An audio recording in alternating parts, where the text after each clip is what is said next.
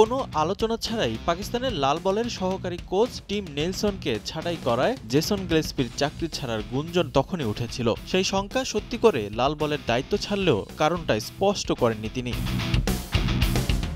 অবশেষে অস্ট্রেলিয়ার একটি সম্প্রচার মাধ্যমে পিসিবির চাকরি ছাড়ার কারণ জানালেন গিলেস্পি। মূলত তার সঙ্গে আলোচনা না করেই নেলসনকে ছাঁটাই করায় নিজের ভবিষ্যৎ নিয়ে শঙ্কায় পড়েছিলেন এই অজি কোচ, যা তাকে পদত্যাগের সিদ্ধান্ত নিতে অনেকটা বাধ্য করেছে বলে জানান তিনি।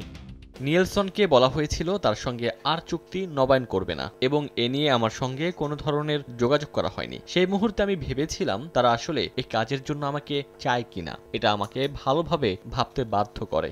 কোচের ক্ষমতা খর্ব করায় এর আগে সাদা বলের কোচের দায়িত্ব ছেড়েছিলেন গ্যারি কাস্টন। ম্যাচের একাদশ ঠিক করতেও কোনো পরামর্শ নেওয়া হতো না গিলেস্পির থেকেও। এমনকি ম্যাচের একাদশে কারা থাকছেন তাও জানানো হতো না তাদের, যা বড় অসুবিধা মনে করেন এই অজি কোচ।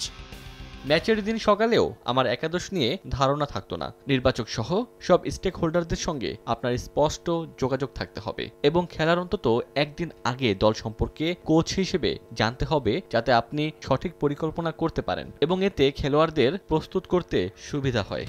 অর্ধেক পাউডারে দ্বিগুণ উজ্জ্বলতা। নতুন রিন অ্যাডভান্সড অর্ধেক পাউডারে দ্বিগুণ উজ্জ্বলতা।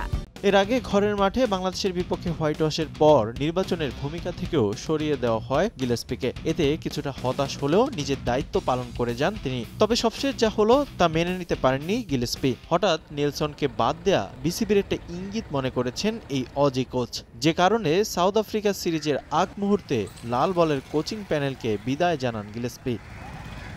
রিফাতুল ইসলাম মিরন, সময় সংবাদ।